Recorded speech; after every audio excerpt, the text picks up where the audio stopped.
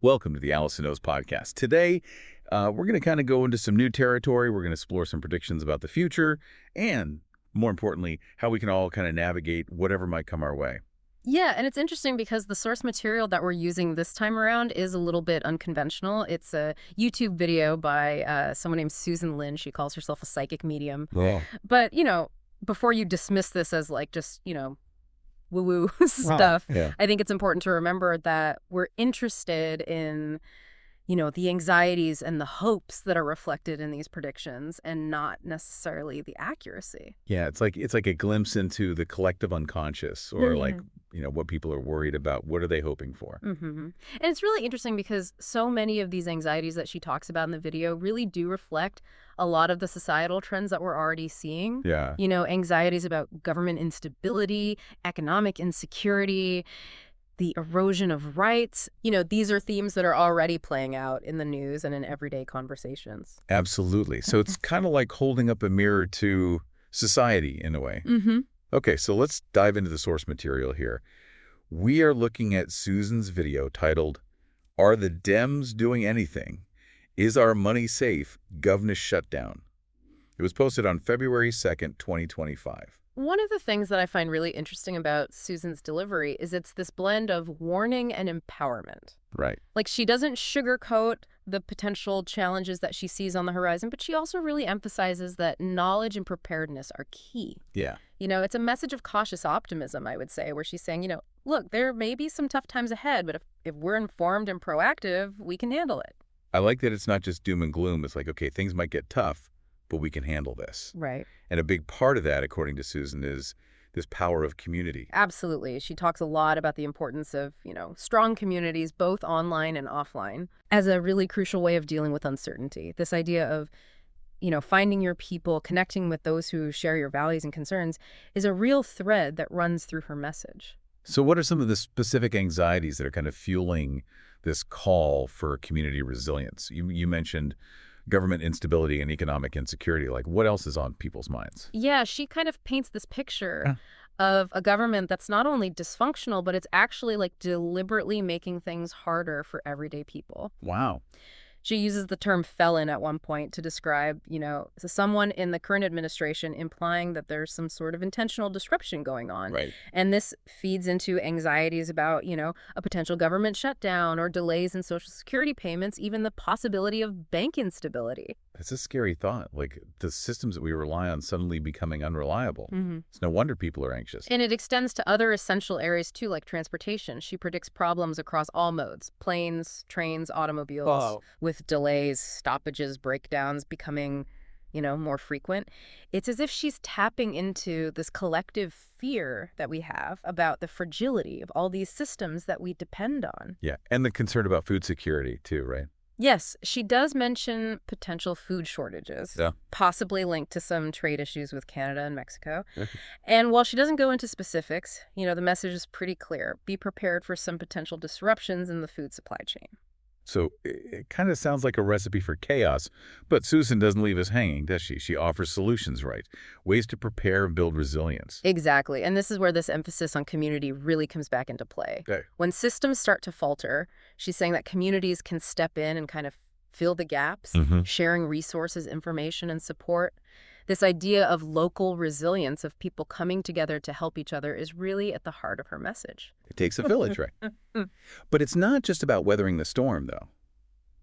Susan's suggesting that this period of uncertainty could actually be a catalyst for positive change. Right.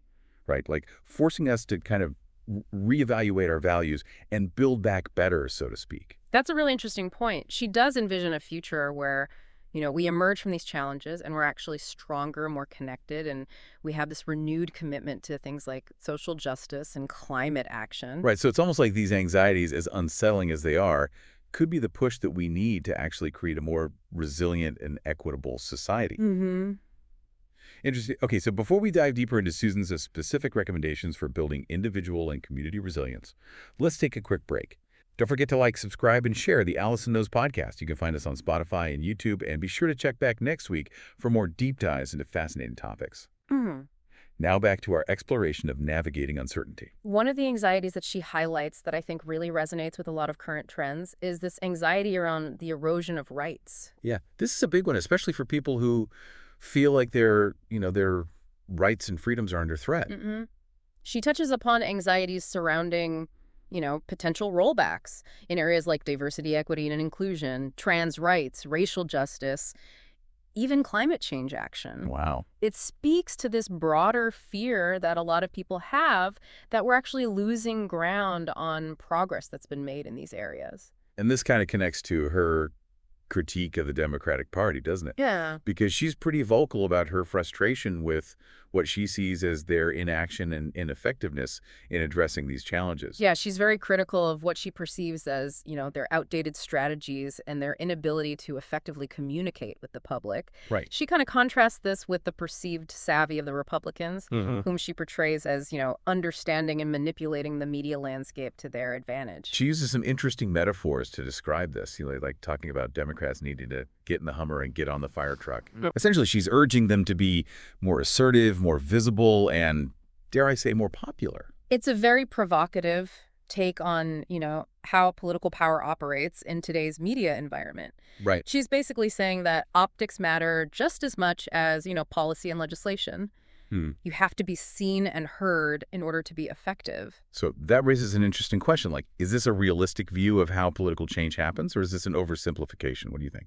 It's complex. Yeah. And while her take might seem, overly simplistic on the surface, Right. I do think there's some truth to it. In today's media landscape where information spreads so rapidly and attention spans are, shrinking, Yeah. the ability to connect with the public on an emotional level is absolutely crucial for driving political change. So it's not enough to just be, Right. you have to be persuasive, you have to capture people's attention. Exactly. You have to tell a compelling story, use effective messaging, and leverage, the power of social media to reach a wider audience. This makes me think about how, social movements have gained momentum in recent years. Like, they often bypass traditional media outlets and use online platforms to, organize and mobilize and advocate for change. That's a great example.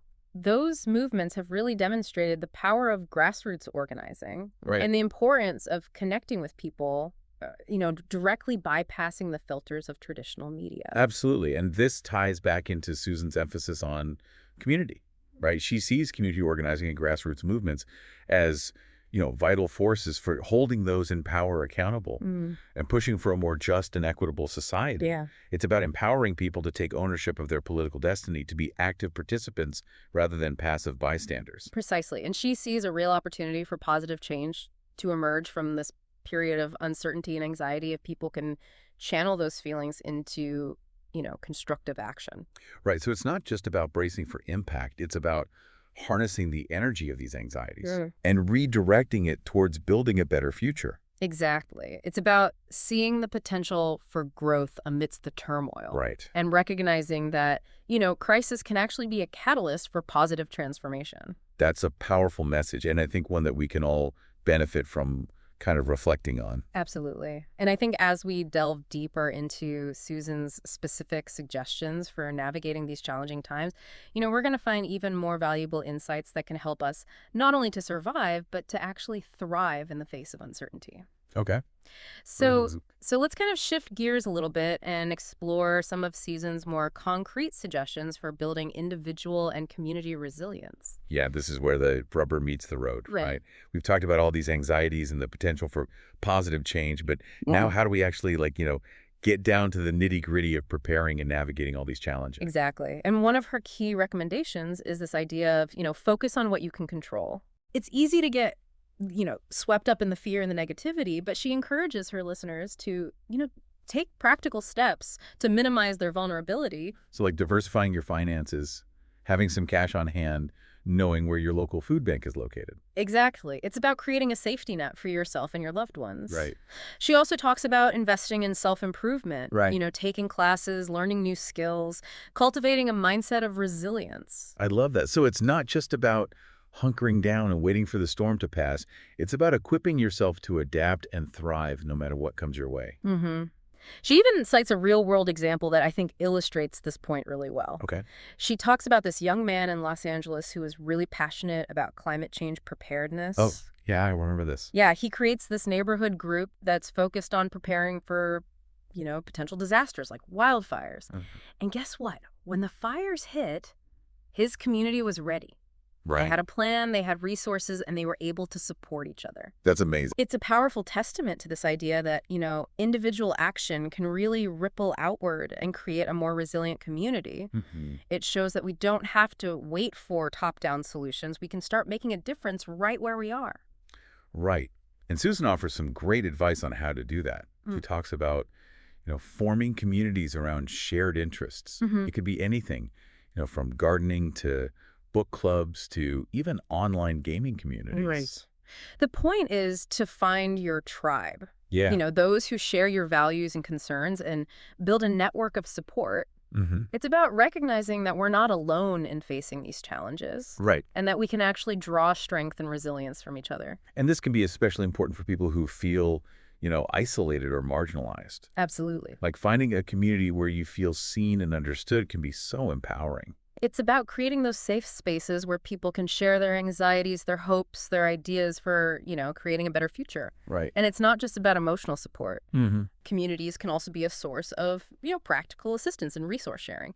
Thinking back to the example of the young man in LA, like his community group actually provided tangible resources and support during the wildfires, Right. which made a real difference in people's lives. Mm-hmm. So it's not just about warm, fuzzy feelings. It's about taking concrete action to prepare and support each other. Exactly. And those actions can range from, small gestures of kindness to more organized efforts like, community gardens or tool libraries or neighborhood watch programs. Yeah. It's about finding ways to leverage our collective strength and create a more resilient and supportive environment. And this connects to Susan's emphasis on local action as a way to kind of counteract those feelings of helplessness, and create a sense of agency. Mm-hmm. Instead of feeling overwhelmed by national or global issues, she's encouraging people to focus on what they can do in their own communities to make a difference. It's about shifting the focus from what's wrong to what we can do to make things better. It's about reclaiming our power and recognizing that even small actions can have a ripple effect. I think that's such an important point, especially, in today's world where we're just constantly bombarded with negative news and overwhelming challenges. It's so easy to feel paralyzed by fear and inaction, but focusing on what we can do within our own, spheres of influence can be incredibly empowering. It's about finding that sweet spot between, awareness and action, Yeah. between staying informed about the challenges we face and taking, practical steps to address them. Yeah. It's about finding that balance between realism and optimism. And I think Susan strikes that balance pretty well. She doesn't shy away from the potential difficulties, but she also offers a path forward, a way to navigate these uncertain times with resilience and hope. And that's what I think makes her message so compelling. It's Yeah. not about sugarcoating, the realities or offering easy solutions. Right. It's about acknowledging the anxieties, embracing the challenges, and empowering people to take action. And that action can take many forms, right? It could be volunteering at your local food bank, Right. organizing a neighborhood cleanup, starting a book club to discuss, important issues, or even just, checking in on your neighbors and offering a helping hand. Exactly. It's about finding those small ways to make a difference in your own community, to contribute to building a more, resilient and compassionate society. It makes me think about all those inspiring stories we hear about, people coming together in times of crisis, neighbors helping neighbors, strangers lending a hand, communities rallying around those in need. Right. It's a reminder that even in the darkest of times, the human spirit shines through, Yeah. and that our capacity for kindness, compassion, and collective action can be a powerful force for good. Absolutely.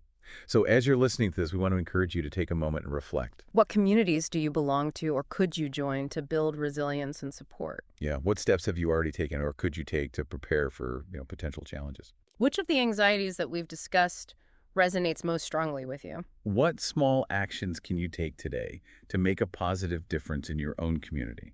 These are all, questions that are worth pondering, even if you don't buy into, the specifics of Susan's predictions. Right. Because ultimately, I think the value of this deep dive lies in prompting us to think critically about the future, to assess, our own vulnerabilities, and to take proactive steps to, build a better, more resilient world. And a huge part of that is staying informed and connected. Speaking of which, don't forget to like, subscribe, and share the Allison Knows podcast. You can find us on Spotify and YouTube, and be sure to check back next week for more deep dives into fascinating topics. Okay, back to our exploration of navigating uncertainty. Now, let's kind of circle back to another anxiety that Susan addresses in the video, Okay. which I think is really relevant in today's world. And that's this whole issue of information control and the need for media literacy. Yeah, this was back in 2025, remember? And even then, she was warning people about the dangers of relying solely on mainstream media for information. Right. She acknowledges that, traditional media outlets may not always provide the full picture or present unbiased perspectives. Right. And she encourages her listeners to seek out alternative sources of information to diversify their news diet. Which is even more important today, right? Absolutely. We are bombarded with information from all directions: social media algorithms, news aggregators, opinion blogs. It's a constant battle to sift through the noise and find, reliable, accurate information. And that's where media literacy comes in. Right. It's about developing the skills to critically evaluate information, to identify bias, to discern fact from fiction, and to cultivate a healthy skepticism. Right. So it's about being a discerning consumer of information rather than just passively absorbing whatever is fed to us. Precisely. And this ties back to the importance of community. By connecting with a diverse network of individuals, both online and offline, we can access a wider range of perspectives, challenge our own assumptions, and get a more nuanced understanding of complex issues. It's like creating your own personal fact-checking network. Exactly. You've got people you trust who can offer different viewpoints and help you kind of sort through the information overload. And those conversations can be so valuable. Yeah. Not only for staying informed, but also for developing, critical thinking skills and honing our ability to discern truth from falsehood. This makes me think about how important it is to have those difficult conversations with people who hold different views. Not to argue or to try to change their minds, Right. but to listen, to understand, and to broaden our own perspectives. That's a great point. It's about recognizing that no single source has a monopoly on truth, Right. and that by engaging in, respectful dialogue and critical thinking, we can collectively navigate the complexities of the information landscape.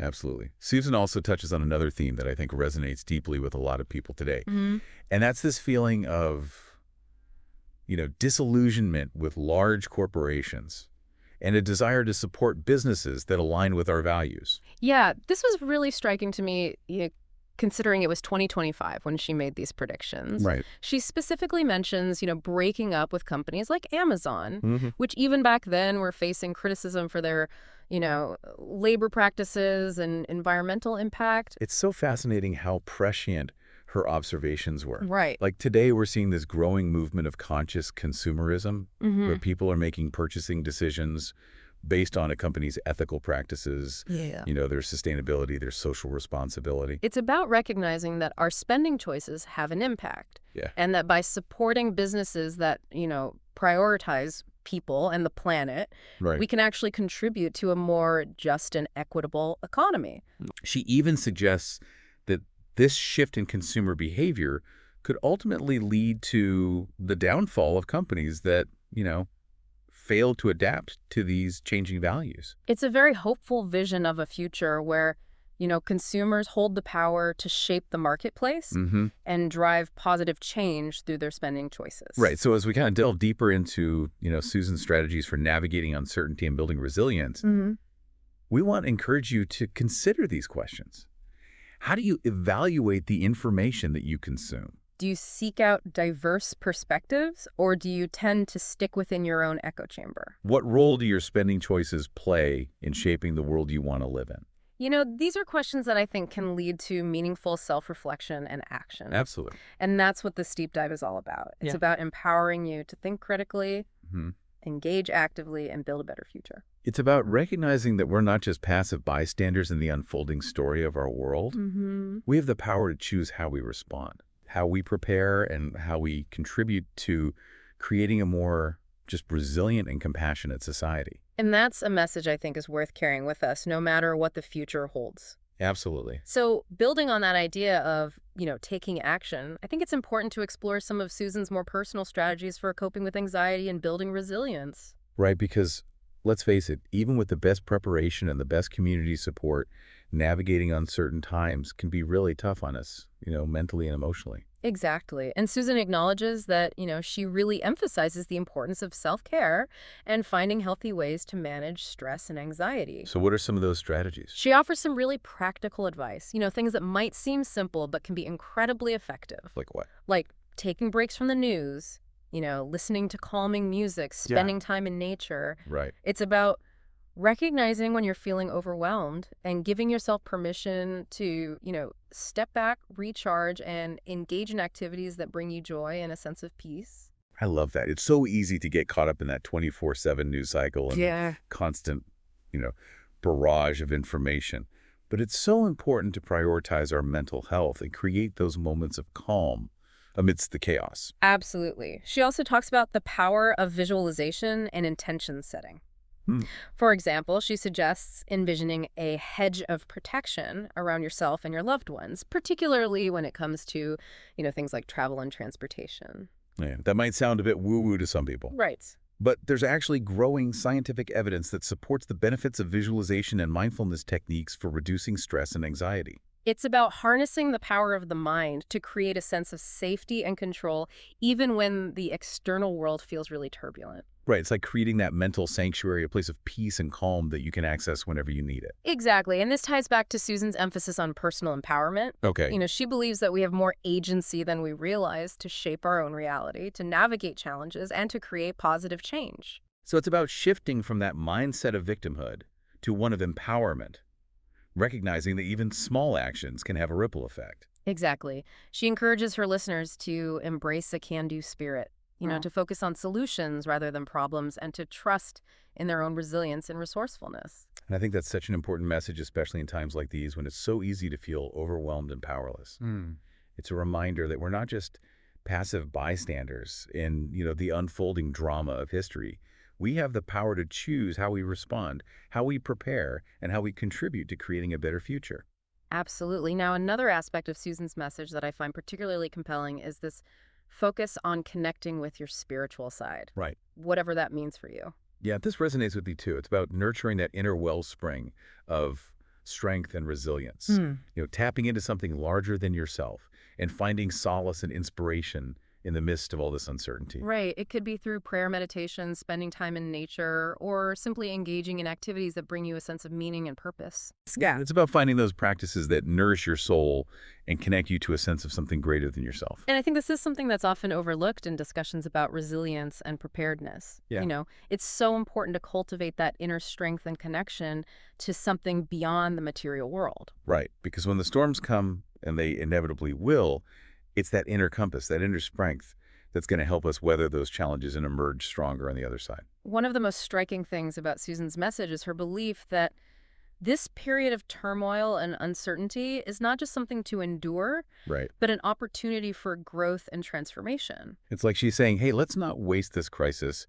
Let's use it as a catalyst for positive change. Exactly. Yeah. She sees it as a chance to reevaluate our values, to strengthen our commitment to social justice and equality, and to build a more, equitable and sustainable world. So it's about finding the silver lining in the storm clouds, recognizing that even in the darkest of times, there's always potential for growth, for renewal, for a brighter future. And that's a truly inspiring perspective. It's about choosing hope over despair, action over apathy, and believing that even in the face of, great challenges, we have the power to create a better world. So as we wrap up this deep dive into Susan's predictions and anxieties and calls to action, we want to leave you with a final thought-provoking question. This one wasn't explicitly addressed to the source material, but it builds on the themes we've explored today. Could these anxieties, regardless of the accuracy of the predictions, be a catalyst for positive change? Could they be the wake-up call we need to reevaluate our priorities, strengthen our communities, and build a more resilient and just society? We'd love to hear your thoughts on this. Feel free to leave a comment on our website, connect with us on social media, or simply ponder this question on your own time. Thank you for joining us on this deep dive. We hope it's given you food for thought, inspired some reflection, and maybe even sparked some ideas for action. Remember, even in the face of uncertainty, knowledge is power, community is strength, and hope is essential. And never underestimate the power you have to shape your own future and contribute to creating a better world. Don't forget to like, subscribe, and share the Allison Knows podcast. You can find us on Spotify and YouTube, and be sure to check back next week for more deep dives into fascinating topics. And be sure to follow Allison on Blue Sky, YouTube, and TikTok. Thank you for listening to the Allison Knows podcast.